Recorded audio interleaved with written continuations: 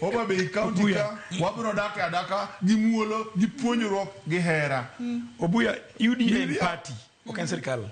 Gima dwani ng'e ing'ama inform sano yieri although pod ionge gi experience ahinya, at least you've been around. Gima nyaki ng'e ni political parties forms a government. To bende nyaka wabedi jodiem jera gi joma moko. Beduru joma appreciate ko bro dinga. Ok inyal bedo ni ero chak to dhiang' irodho gi jaridi piny maruka Nyasaye. Dhiang', chak, lum ma dhiang' chamo.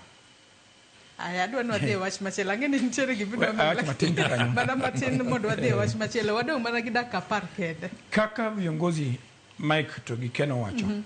An beda Akwayo jakom mar UDA Homa Bay. Kolungu bura.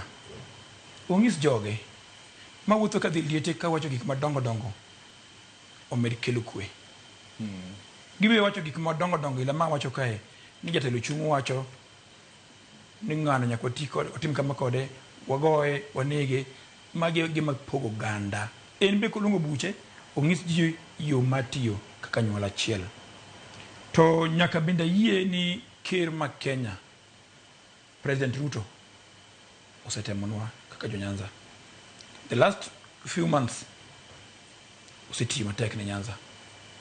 Tutimo nang' kamano nikech yie mondo makre kode machiegni e agenda par mana wuoyi ka. His side of bargain otemo. To ng'ami otemo gigi ne giweg baba miye free hand ma wuotho. To wuotho gi jo baba mutiyo gi Gladys Wanga mi wacho no. Mama na mama mobolore. Mama Wanga no mama man down to earth. En samoro buya pok odonjo iye ahinya. To nyaka wami luor makende ni ng'at achiel kamiluon Raymond Omolo. Ng'ano